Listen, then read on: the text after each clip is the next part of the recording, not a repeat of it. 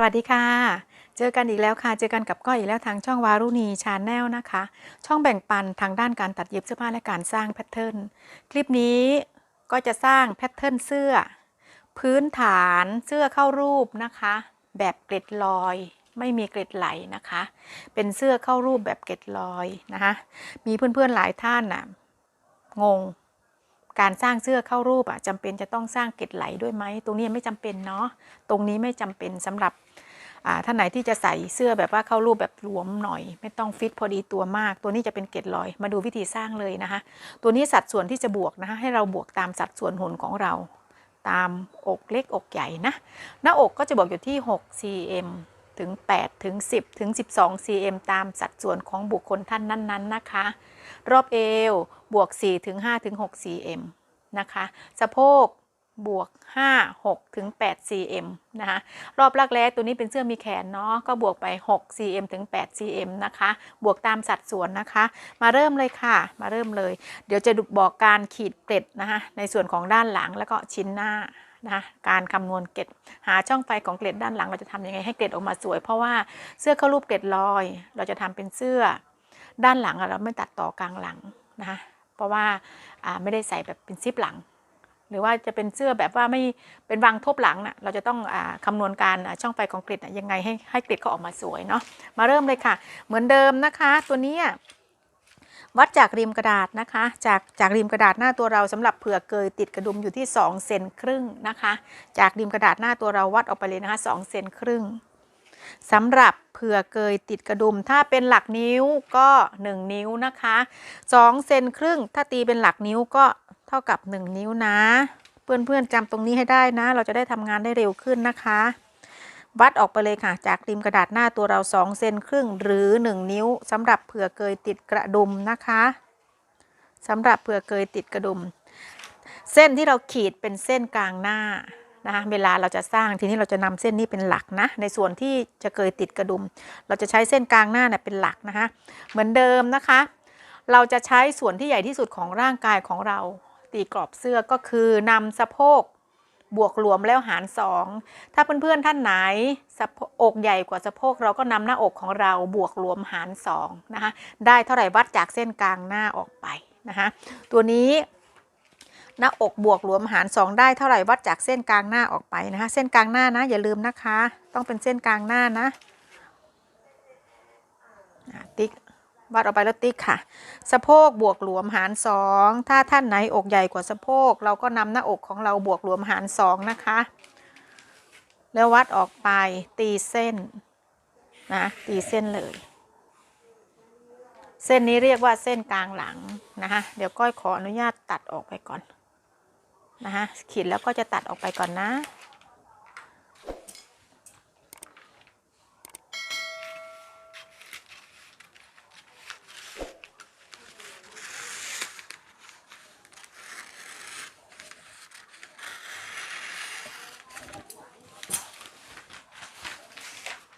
ช้านิดนึงนะคะกระดาษเหนียวนิดนึง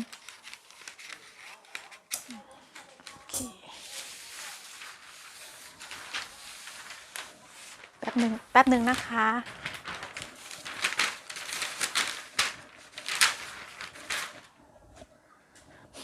ค่ะพอเราตีกรอบเสื้อเสร็จแล้วเรียบร้อยเหมือนเดิมนะคะวัดจากริมกระดาษขวามือเรานะคะขวามือเราวัดลงมา10 เซนมาตรฐาน10 เซนก็เท่ากับ4 นิ้วเนาะวัดลงมาเลยค่ะจากริมกระดาษขวามือเราวัดลงมา10 เซนมาตรฐานหรือ4 นิ้วขีดเส้นนี้เราจะเรียกว่าเส้นคอนะคะเราจะเรียกว่าเส้นคออันนี้คือเส้นหลักๆนะทีนี้จากเส้นคอวัดลงมาเท่ากับยาวหน้าที่เราวัดได้เพื่อนๆวัดยาวหน้าได้เท่าไหร่วัดจากเส้นคอตรงนี้ลงมาเท่ากับยาวหน้าที่เราวัดได้เลยนะคะนี่ค่ะติ๊กเอาไว้นะคะจากเส้นคอวัดลงมาเท่ากับยาวหน้าที่เราวัดได้นี่ค่ะติ๊กเอาไว้แล้วขีดเส้นนะคะขีดเส้นนี่ค่ะเส้นนี้เรียกว่าเส้นเอวนะคะจากเส้นเอววัดลงมา20 เซน20 เซนก็คือ8 นิ้วเท่ากันนะคะ20 เซนมาตรฐานก็คือ8 นิ้ว20 เซนแบ่งครึ่ง10 เซน4 นิ้วนะคะเท่ากันนะจะได้ไม่งงนะงานเราจะได้ไวขึ้นจากเส้นเอววัดลงมา20 เซนมาตรฐานติ๊กเอาไว้20 เซนแบ่งครึ่ง10 เซนก็คือ4 นิ้วนะคะ เท่ากัน10เซนกับ4นิ้วคือเลขตัวเดียวกันนะคะจากเส้นเอววัดลงมาหาเส้นสะโพกติ๊กเอาไว้เส้น10เซนที่เราแบ่งจาก20เซนขีดเส้นเรียกว่าเส้นสะโพกบนหรือเส้นสะโพกเล็กนะคะจากเส้นเอววัดลงมา20เซนติ๊กเอาไว้แล้วขีดเส้นเรียกว่าเส้นสะโพกล่างนะคะไอจุดนี้มันหลักๆเราจะต้องจำนะคะไม่ว่าจะเป็นหลักเซนหรือหลักนิ้วพยายามจำตรงนี้ให้ขึ้นใจงานเราจะได้เร็วหยิบจับไม้บรรทัดขึ้นมาไม่ว่าจะเป็นหลักนิ้วหลักเซนคือเราสามารถทำงานขีดได้เลยนะคะตรงนี้เป็นความสามารถของแต่ละท่านพยายามจำตรงนี้ได้นะงานเราจะได้เร็วนะคะต่อมาจากเส้นคอและเส้นบ่านะจากเส้นคอและเส้นยาวหลังนะคะเราแบ่งครึ่งก็คือหาร2นะคะเส้นคอและยาวหน้านะคะหาร2เลยจากเส้นคอและยาวเส้นเอวเนี่ยค่ะตรงนี้เรียกเส้นเอวนะแบ่งครึ่งขีดเส้นเราจะได้เรียกว่าเส้นอกเราได้แล้วนะจากเส้นอกและเส้นคอแบ่งครึ่งค่ะหาร2นะคะนะเส้นคอและเส้นหน้าอกแบ่งครึ่งหาร2นะคะขีดเส้นเราจะได้เส้นบ่าเส้นหลักๆเราได้แล้วนะเขียนไว้เลยค่ะเส้นคอเส้นบ่าเส้นอกนะคะเส้นเอวเส้นหน้าท้องนะคะสะโพกล่างเส้นหลักๆเราได้แล้วนะคะนี่คือโครงเสื้อนี่คือโครงเสื้อของเรานะคะต่อมาเราจะมาหาส่วนด้านบนก็คือหาในส่วนของกรอบคอนะคะเดี๋ยวก็จะอธิบายเรื่องคอให้ฟังนะคะคอมีที่มาว่าคอสูง7เซนนะคะคือมาตรฐานรอบคอมาตรฐานก็คือ36เซนทำไมถึงได้7เซนทำไมไม่ใช้8เซนคือมันมีที่มาก็คือรอบคอ36นำ36หาร6นะคะก็จะเขียนให้ดู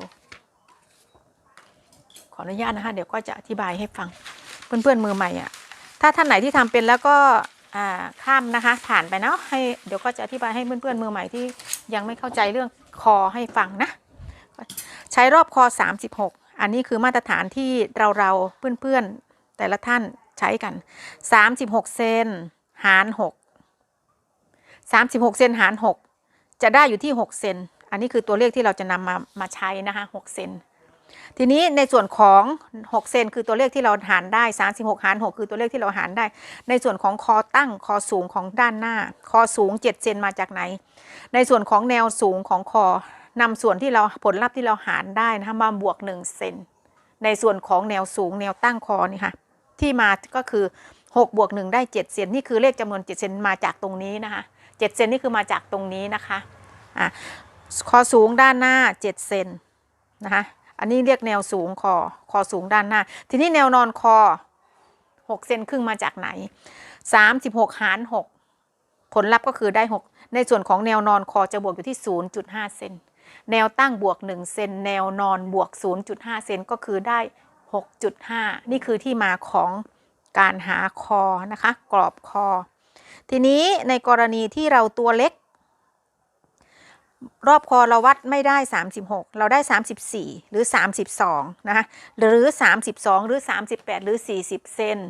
นั่นแหละเราก็คือนำตัวเลขรอบคอของเรามาหาร6สิ่งที่ต้องจำก็คือหาร6แล้วได้ผลลัพธ์เท่าไหร่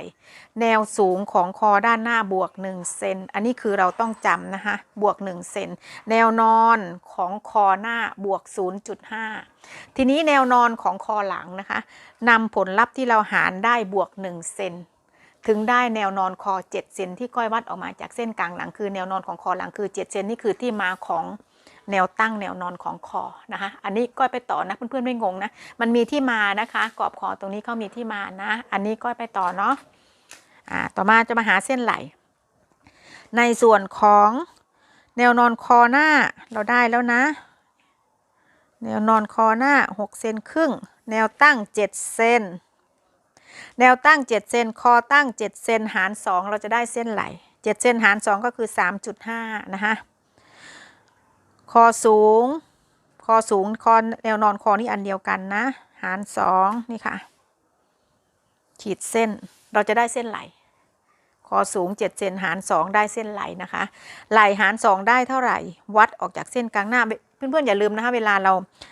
ขีดยื่นสาบหน้าเสร็จแล้วเรียบร้อยติดกระดุมเนี่ยเวลาเราจะวัดกรอบคอนะเวลาเราจะยื่นคอเนี่ยแนวนอนคอ6เซนครึ่งออกจากเส้นกลางนะอย่ามาวัดตรงริมกระดาษนะคะตรงนี้ผิดนะหรือถ้าเรากลัวลืมเพื่อนๆมือใหม่ถ้ากลัวลืมนะคะ ยื่นกระดาษออกไปแล้ว2 เซนครึ่งเปิดติดกระดุมเพื่อนๆพับไปเลยมือใหม่ลืมอยู่แล้วนะคะจะลืมตรงนี้อาจจะมีปัญหานะปัญหาจะตามมานี่ค่ะ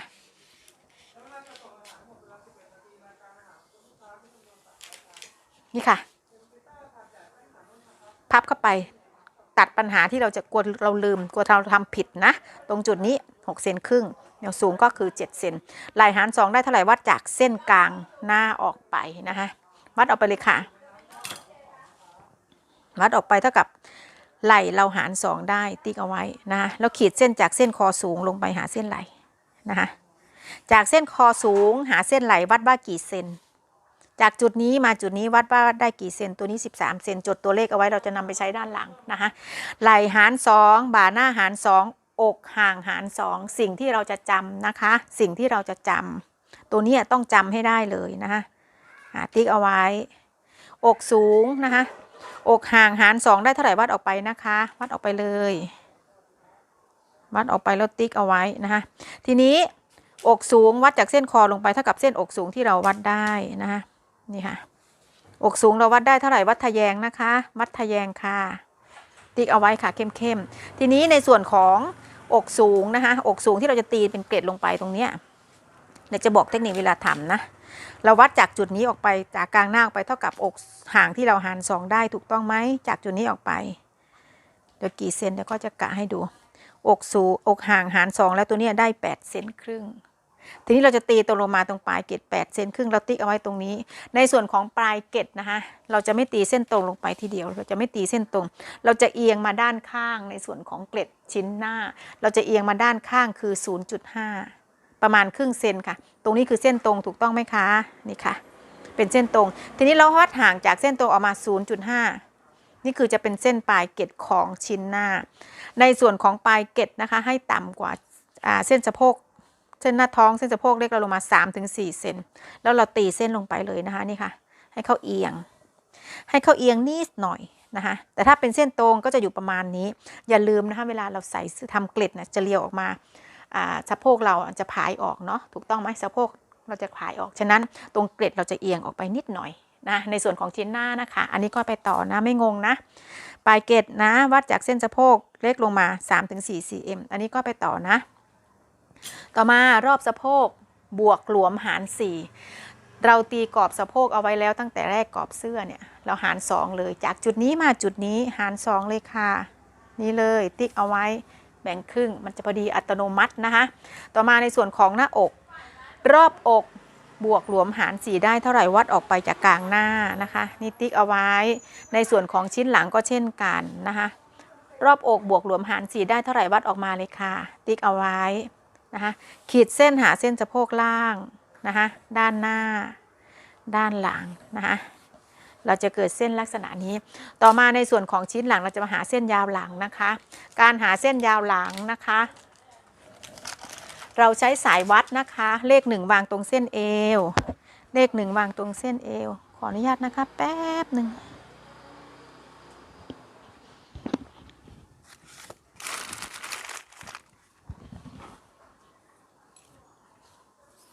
เลข1นะคะวางตรงเส้นเอววัดขึ้นมาเท่ากับยาวหลังที่เราวัดได้นะคะนี่ค่ะวางไว้เลยเพื่อนๆวัดยาวหลังได้เท่าไหร่วัดจากเนี่ยค่ะวางตรงเลขเส้นเอวนะอันนี้38นะคะยาวหลังลูกค้าท่านนี้38ติ๊กเอาไว้เข้มนะคะทีนี้เราเช็คเลยค่ะจากเส้นคอเช็คจากเส้นคอมาหาเส้นยาวหลังที่เราติ๊กเอาไว้ในกี่เซนตัวนี้5 เซนก็คือใช้ยาวหลังของเราเลยจากจุดนี้วัดขึ้นมา5 เซนก็ใช้ยาวหลังของเราเลยแต่ถ้าจากจุดนี้ขึ้นมายาวหลังของเราเกินไป5 เซนปรับลงมาใช้5 เซนคืออัตโนมัตินะคะอันนี้คือการปรับเนี่ยคือเขาเรียกอะไรอ่ะการปรับยาวหลังถ้ายาวหลังเกินอ่ะเราจะใช้อยู่ที่5 cm คือ5 เซนแต่ถ้ายาวหลังของเพื่อนๆท่านไหนนะวัดจากเส้นเอวขึ้นมานะวัดจากจุดนี้ขึ้นไปไม่ถึง5 เซนเราก็ใช้ยาวหลังของเราเลยตัวนี้ในกรณีที่เราจะปรับมาใช้5 เซนก็คือกรณีที่ยาวหลังคือยาวเกินนะคะตัวนี้ปรับไปต่อนะไม่งงนะอันนี้เรื่องยาวหลังนะคะขีดเส้นทีนี้แนวนอนของคอหลังนะคะก็คือรอบคอหาร6บวก1 เซน ตัวนี้ใช้รอบคอมาตรฐาน36หาร6ได้6เซนบวก1เซนก็คือ7วัดจากเส้นกลางหลังออกมา7เซนนะคะ7เซนตีเส้นฉากแนวสูงของคอหลังมาจากไหน2เซนนิดๆก็จาก7เซนหาร3ช่องได้เท่าไหร่วัดขึ้นมาจุดนี้ก็คือประมาณ2เซนนิดๆนะคะเพื่อนๆค่ะนี่เขามีที่มานะเขามีที่มาติ๊กเอาไว้นะคะแล้วจากเส้นคอสูงหาเส้นคอจากจุดนี้เนี่ยเส้นนี้ขีดลงไปเลยวัดดิว่ากี่เซนจากจุดนี้มาจุดนี้กี่เซนอันนี้7เซนแบ่งครึ่ง3เซนครึ่งเราจะนำ3เซนครึ่งจดเอาไว้มาหาเส้นไหลนะคะจากจุดนี้วัดว่าได้กี่เซนแต่ละท่านไม่เหมือนกันนะคะไม่เท่ากันนะคะบางท่านก็6เซนก็มีนะบางท่านก็6เซนก็มีนะคะจุดนี้นะบางท่านก็7เซนบางท่านก็5เซนจากเส้นคอสูงนะคะหาเส้นคอเนี่ยไม่เท่ากันนะคะไม่เท่ากันตัวนี้ได้7เซนหาร2ได้ 3.5 จดตัวเลขเอาไว้เราจะนำมาหาเส้นไหลหลังนะคะต่อมาบ่าหลังเราหาร2ได้เท่าไหร่วัดออกมาในส่วนของบ่าหลังนะคะหาร2ได้เท่าไหร่เราวัดออกมาเลยนี่ค่ะติ๊กเอาไว้แล้ววัดจากเส้นบ่าขึ้นมาเป็นกฎบังคับนะคะเป็นกฎบังคับ7เซนนำส่วนที่เราแบ่งครึ่งตรงนี้หาร2 3.5เนี่ยจากจุดนี้มาวัดต่อจากนี้ขึ้นไป3เซนครึ่งตรงนี้แบ่งครึ่งแล้วได้3เซนครึ่งถูกไหมนำมาบวกต่อจาก7เซนตรงนี้เป็นกฎจากเส้นบ่าขึ้นมา7เซนเป็นกฎนะคะติ๊กเอาไว้นำจุดส่วนนี้ที่เราหารได้7เซนหาร2ก็ได้ 3.5 วัดขึ้นมา 3.5 ติ๊กขีดเส้นเราจะได้เส้นไหลหลังนะการหาเส้นไหลหลังไม่งงนะเพื่อนๆดูหลายๆรอบนะคะไม่งงนะต่อมาเราจะขีดเส้นไหลก็คือนำเลขตรงเนี้ยคอสูงด้านหน้าที่เราวัดจากจุดนี้กี่เซนตัวนี้ก็จดเอาไว้13เซนนำเลข1วางไว้ตรงคอสูงหลังเลข13เซนตกถึงไหนขีดตรงนั้นเลยค่ะของเพื่อนๆเท่าไหร่คือเท่านั้นตัวนี้เป็นเลขของก้อยนะนี่ค่ะติ๊กเอาไว้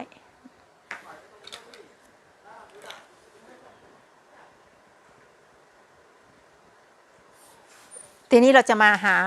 ในส่วนของเกล็ดด้านหลังเดี๋ยวก็จะคำนวณให้ดูนะการหาเกล็ดเนี่ยเอวเราบวกหลวมหาร4นะเรียบร้อยแล้ววัดออกไปจากเส้นกลางหน้าเราบวกรวมหาร4ได้เท่าไหร่เราวัดออกไปจากเส้นกลางหน้านะคะนี่ค่ะติ๊กเอาไว้เลยเกล็ดจะบวกอยู่ที่2เซนจะไม่ทำเกล็ดใหญ่เพราะว่าเป็นเกล็ดลอยถ้าเราทำเกล็ดใหญ่มากเวลาเราเย็บมันจะกระจุกจะเป็นกระจุกนะคะจะจุกตรงนี้ไม่สวยจะเป็นรอยบุ๋มด้วย2เซนถึง2เซนครึ่งนะคะแล้วก็บวกเกล็ดออกไปอยู่ที่2เซนถึง2เซนครึ่งประมาณนี้นี่ก็คือจำนวนใหญ่ของเกล็ดนะคะคือจำนวนใหญ่ของเกล็ดตรงนี้2เซนครึ่งนะคะในส่วนของชิ้นหน้าเราจะผักเกล็ดมาอยู่ที่ครึ่งเซนนะคะชิ้นหน้าจะผักเกล็ดมาอยู่ที่ครึ่งเซนส่วนที่เหลือจะผักออกด้านข้างนะคะ2เซนรวมกันก็คือ2เซนครึ่งคือเกล็ดใหญ่จะอยู่ที่2เซนครึ่ง2เซนครึ่งหรือ2เซนนะคะจะไม่ให้ใหญ่เกินกว่านั้นเพราะว่าเดี๋ยวจะมันไม่สวยเพราะเขาเป็นเกล็ดลอยเขาไม่ได้คัดเส้นนะไปต่อนะแล้วขีดเส้นหาเส้นปลายเกล็ดที่เรากำหนดเอาไว้ตั้งแต่แรกนี่ค่ะปลายเกล็ดเขาจะเอียงหน่อยออกทางด้านข้างสะโพกนะคะเป็นรูปทรงลักษณะนี้นะคะต่อมาในส่วนของเกล็ดยอดอกของเราการทำเกล็ดลอยนะคะจะวัดจากลงมาจากเส้นยอดอกสูงเนี่ยลงมาประมาณ1เซนถึง1เซนครึ่งจากจุดนี้จุดอกสูงจริงเราไม่ใช้วัดลงมา1เซนนะคะเราจะโค้งยอดอกนะอกจะได้ไม่แลดูเหินนะคะเพราะว่าเป็นเสื้อเกล็ดลอยไม่ใช่เสื้อคัดเส้นนะคะแบบนี้รูปทรงลักษณะนี้นะคะในส่วนของเกล็ดนะคะ1เซนถึง1เซนขึ้นนะคะถึง1เซนครึ่งไม่งงนะในส่วนของชิ้นหน้าเราได้แล้วนะต่อมาในส่วนของชิ้นหลังนะคะวัดจากเส้นกลางหลังออกมากลางหลังนะคะวัดออกมาเลยเท่ากับรอบเอวที่เราหาร2ได้หาร4บวกรวมหาร4กลางหลังวัดออกมาตัวกลางหลังตัวนี้นะคะจะไม่ตัดต่อนะคะเป็นทบหลังนะวัดออกมาเลยเอวเราหาร4บวกรวมหาร4แล้วได้เท่าไหร่วัดออกมาบวกเกล็ดอยู่ที่2เซนครึ่งนะคะบวกเกล็ดออกมา2เซนครึ่งนี่ค่ะแล้วทีนี้ในการคำนวณเกล็ดปกติถ้าเป็นเสื้อคัดเส้นที่ซิปหลังหรืออะไรก็แล้วแต่ที่มีการตัดต่อกลางหลังเราจะแบ่งครึ่งจากจุดนี้ถูกต้องไหมคะจากจุดนี้หาเส้นกลางหลังเราแบ่งครึ่งเลยคือหาร2ถูกต้องไหม ถูกต้องไหมหาร2แต่ตัวนี้เป็นสันทบเสื้อทีนี้เราจะคำนวณเกล็ดให้ช่องไฟเข้าสวยตรงนี้ก็คือจากจุดนี้มาจุดนี้เราจะหาร3นะหาร3จากจุดที่เราแบกบวกเกล็ดแล้วเรียบร้อยจากจุดนี้มาจุดนี้เดี๋ยวก็จะทำให้ดูนะคะว่าเวลาเรากางทบออกมาแล้วเกล็ดเขาจะอยู่รูปทรงไหนจะได้ไม่งงนะตัวนี้วัดมา20เซนบวกเกล็ดแล้วเรียบร้อย20เซนแล้วก็หาร3เสียนะคะหาร3ได้เท่าไหร่ 6.6 นี่ค่ะ 6.6 วัดจากเส้นกลางรางออกมาเท่ากับ 6.6 นะคะนี่ค่ะ 6.6 ก็จะอยู่ประมาณนี้คือ3ช่องอันนี้ค่ะ6.6 นะคะประมาณนี้1ช่อง3ช่องแล้วเราจะใช้ช่องนี้จากจุดนี้นะเห็นไหมคะประมาณนี้จะไม่ได้แบ่งครึ่งทีเดียวถ้าแบ่งครึ่งทีเดียวมันจะใหญ่ไปในส่วนตัวก้อยก็จะมองว่าเขาใหญ่ไปวัดจากเส้นนี้ออกมาช่องที่เราหาร3อันนี้งงไหมคะอันนี้งงไหมนี่ค่ะจากจุดนี้เราแบ่งครึ่งเนี่ยหาร3เราจะใช้เส้นนี้นะเส้นนี้บวกเกล็ดออกมา2เซนครึ่งจำนวนเกล็ด2เซนครึ่งจากจุดนี้บวกออกมา2เซนครึ่งคือ2เซนครึ่งอยู่ตรงนี้กึ่งกลางแบ่งครึ่งตีลงไปเป็นเส้นเกล็ดนี่ค่ะจุดนี้ไม่งงนะหาร3นี่ค่ะ2 3จากจุดนี้วัดออกมาเท่ากับเกล็ดที่เราบวกรวมเอาไว้ก็คือ2เซนครึ่งจากจุดนี้เท่ากับเกล็ดของเรา2เซนครึ่งนะคะ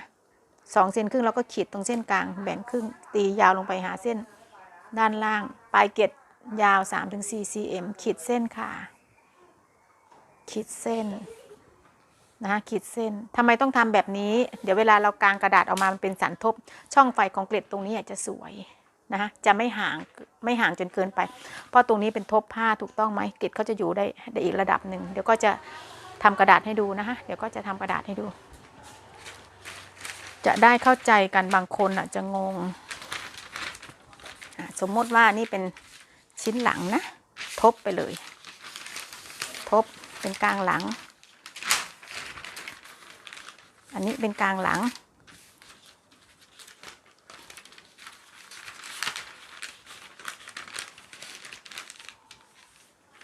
เป็นทบกระดาษให้ดูเลยนะคะเราวัดออกมาสมมติว่านี่เป็นเส้นเอวเป็นเส้นเอวตรงนี้ตรงจุดนี้ที่เรากำหนดจุดนี้นะคะที่เรากำหนดเราจะแบ่ง3ช่องเราจะหาร3นะเราจะหาร3 14ค่ะอันนี้จะทำให้ดูแบบตัวอย่างตัดกระดาษขึ้นมาให้ดูนะเราจะได้ช่องไฟที่สวยนะ14หาร3เราก็หาร3เลย 4.6 นี่ค่ะหาร3เสร็จประมาณนี้นี่ค่ะได้ช่องลักษณะนี้แล้วเราวัดจากเส้นนี้จุดนี้วัดออกมาเท่ากับเกล็ดที่เราบวกไปเท่ากับเกล็ดที่เราบวกไปก็คือ2เซนครึ่งเริ่มจากจุดนี้นะคะบวกออกมาเท่าไหร่นี่ค่ะติ๊กเอาไว้2เซนครึ่งเราก็แบ่งจ้ะจุดกลางหาจุดกลางตรงเกล็ดแล้วก็ตีลงไปนะคะตีลงไปตีแบบนี้คือเกล็ดคือช่องไฟของเกล็ดนะเราจะได้รู้ว่าทีนี้จะกางออกมาให้ดู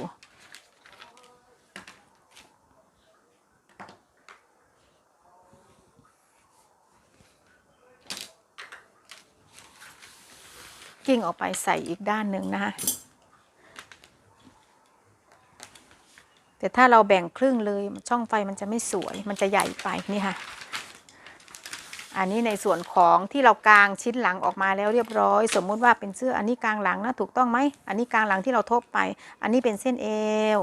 อันนี้เป็นเกล็ดที่เราหาร3ที่ก้อยบอกให้หาร3อันนี้ก็คือช่วงข้างเพื่อนๆสังเกตไหมช่องไฟตรงนี้เขาจะบาลานซ์กันเพราะตรงนี้เป็นทบผ้าไม่ได้ตัดต่อตรงนี้เป็นทบผ้าเพราะเขาตัดต่อเขาจะบาลานซ์กันแต่ถ้าเราแบ่งครึ่งจากจุดนี้เรามาทำเกล็ดจากเส้นนี้นะคะจากเอวมาหาตะเข็บข้างเราแบ่งครึ่งแล้วตีเกล็ดก็จะเป็นจุดนี้ถูกต้องไหมก็จะเป็นเส้นนี้แต่เวลาเราวางทบผ้ากลางออกมาช่องตรงกลางของทรงเสื้อด้านหลังเราตรงนี้มันจะใหญ่ไปเขาไม่บาลานซ์กันอันนี้เพื่อนๆไม่งงนะเขาไม่บาลานซ์กันแต่ถ้าเราหาร3แล้วมาทำเกล็ดอย่างที่ก้อยพาทำเนี่ยช่องไฟด้านหลังเขาจะสวยในช่วงของเกล็ดนะคะของทรงเกล็ดของเสื้ออันนี้ก็ไปต่อนะไม่งงเนาะถ้า ไม่ทันเลยก็รีดูหลายๆรอบนะเราจะได้เก็บทรงตรงนี้ที่สวยนะในกรณีที่เสื้อทบหลังนะคะเสื้อทบหลังที่ไม่ได้ตัดต่อกลางหลังและซิปหลังนะเป็นเสื้อเข้ารูปนะไปต่อค่ะในส่วนของเกล็ดนะคะในส่วนของเกล็ดเราก็ทำเหมือนเดิมวัดจากเส้นคอสูงนะคะหาเส้นไหลที่เราขีดแบ่งครึ่งเลยค่ะเราวัดได้เท่าไหร่เราก็แบ่งครึ่งเราจะตีไปหาเส้นด้านล่างนะคะจากจุดนี้มาจุดนี้13เซนจุดเอาไว้ตีลงไปหาเส้นตรงนี้นะคะอันนี้ทำเหมือนเดิมนะคะเส้นตัดเกล็ดก็คือเส้นอกนะคะนี่ค่ะต่อมาเราจะมาหารักแร้รอบรักแร้นะคะในส่วนของรอบรักแร้เราบวกหลวมเรียบร้อยได้เท่าไหร่เราจดตัวเลขเอาไว้นะคะรอบรักแร้ตัวนี้ของก็อยู่ที่42เซนนะคะโค้งรักแร้เลยโค้งตรงยอดอกก่อนเนาะประมาณนี้โค้งก่อนเบาๆแล้วค่อยว่ากันนะคะเดี๋ยวค่อยว่ากันตรงนี้จะช้าหน่อยนะก็จะอธิบายให้เพื่อนมือใหม่ให้เข้าใจทำให้เป็นนะตรงเส้นบ่าตีเส้นฉากลงมาก่อนนะจะได้เห็นแนวในการโค้งรักแร้เอาแบบนี้ก็ได้ถ้ามือใหม่ยังไม่ชินนะตีแบบนี้ก่อนอันนี้คร่าวๆที่ก้อยไม่ผ่าตีตอนแรกมันหลายเส้นนี่ค่ะเราก็วางไม้บรรทัดยูเคิร์ฟนะคะจากเส้นไหล่ผ่านเส้นบ่าหลังนะนี่ค่ะจากจุดนี้ให้เข้าครึ่งกันจากจุดนี้นะประมาณนี้แหละนะเวลาเราโค้งนะนี่ค่ะผ่านเส้นบ่านะคะอันนี้จะโค้งก่อนนะคะโค้งเบาๆก่อนแล้วค่อยว่ากันนะชิ้นหน้าเหมือนกันจากเส้นไหล่วางหาเส้นบ่านะนี่ค่ะแล้วเราก็เช็ครักแร้เลยว่าได้42เซนไหมของเพื่อนๆเท่าไหร่ก็คือเท่านั้นนะคะใช้ตัวเลขของเรานะเดี๋ยวจะบอกวิธีปรับไหล่ด้วยนะเช็คเลยค่ะ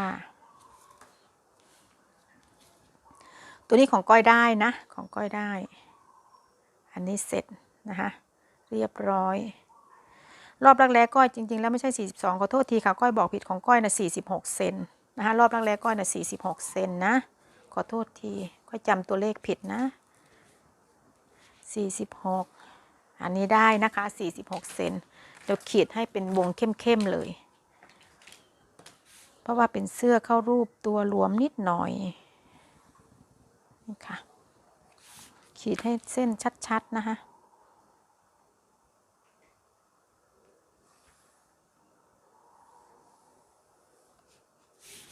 พอเราได้เสร็จเรียบร้อยรักแร้เราจะมาปรับไหล่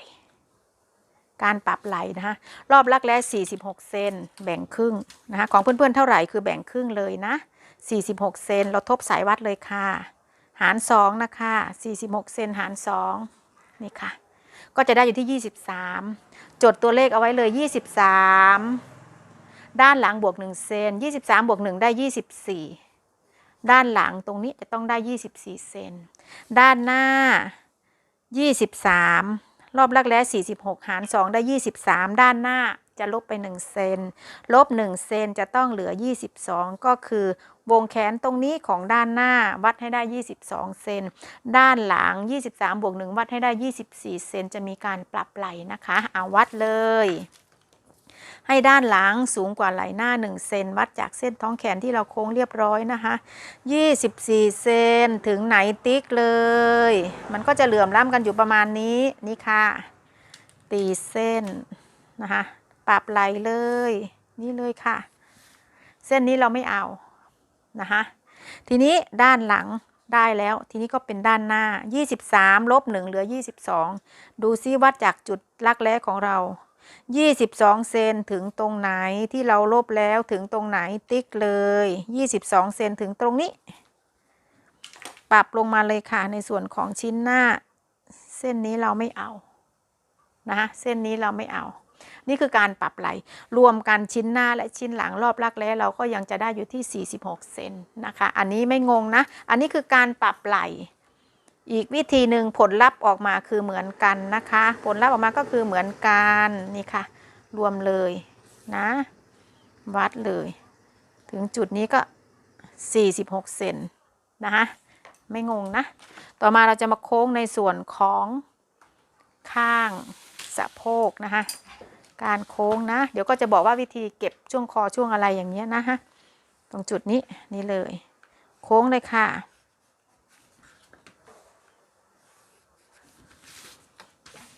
ต ตวัดนะคะในส่วนของข้างตวัดเส้นเข้าให้สวยงามอย่าให้เข้าหักค่ะหักไม่สวยนะนี่ค่ะไม่สวยเกาเส้นให้สวยขึ้นอยู่กับเรานะคะขึ้นอยู่กับเราตรงนี้อย่าให้เข้าหักนะคะอันนี้เป็นโครงเสื้อเข้ารูปเกล็ดลอยในกรณีที่เราจะทำเสื้อคอกว้างมันเป็นเกล็ดลอยเนาะเราจะไม่ปิดมาหาตรงนี้เพื่อที่จะเวลาเราไปตัดจะไม่ต้องการมาคัดเส้นตรงรักแร้หรือว่าตรงไหล่เราต้องการทำเป็นเสื้อเกล็ดลอยแบบนี้นะเป็นเสื้อเกล็ดลอยแบบนี้นะคะในส่วนของคอถ้าคอกว้างนะคะแนะนำให้ปิดหาเส้นบ่าขีดลงไปแบบนี้เลยนะคะการปิดคออันนี้สร้างเสียดกลางออกมานะคะเผื่อเราไปทำเสื้อติดกระดุมนะนี่ค่ะปรับเก็บไหล่เข้ามาเลยค่ะ1 เซนหรือ 0.75 ในกรณีที่เราจะทำเสื้อคอกว้างนะคะแต่เป็นเกล็ดลอยนี่ค่ะปรับแบบนี้แล้วเราก็วาดคอเหลี่ยมคอแหลมคอกลมแล้วแต่เรานะคะสร้างพื้นฐานเสื้อแบบนี้เราสามารถนำไปทำคอทำปกเสื้อแบบต่างๆได้เลยนะอันนี้เรียกว่าเสื้อเกล็ดลอยนะคะในส่วนของเกล็ดลอยเสื้อเข้ารูปเกล็ดลอยถ้าเป็นแขนกุดวิธีเก็บรักแร้นะคะวิธีเก็บรักแร้ทำเหมือนกันคือขีดส่วนของบ่าหน้าหรือบ่าหลังไปหาเส้นด้านหลังนะเก็บเข้าไปเลย 0.75 หรือ1 เซนขีดตรงเส้นบ่าแบบนี้นะคะเก็บเข้าไป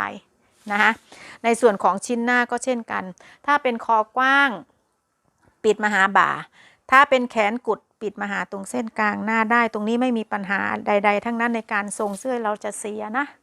ทรงเสื้อเราไม่เสียนะคะผลที่เราจะได้ก็คือรักแร้กระชับคอเสื้อเราไม่อ้านะคะในการปิดแพทเทิร์นเพื่อนๆไม่งงนะลองทำดูนะคะถ้าไม่เข้าใจก็ดูหลายๆรอบนะเพราะว่านี่คือการตัดใส่เสื้อสำหรับเพื่อนๆมือใหม่ตัดเอาไปตัดใส่ได้เลยแบบเสื้อเกล็ดลอยหวังว่าคลิปที่ก้อยทำคงจะเป็นประโยชน์นะคะกับเพื่อนๆไม่มากก็น้อยดูแล้วก็อย่าลืมกดไลค์กดแชร์เจอกันใหม่คลิปหน้าค่ะสวัสดีค่ะ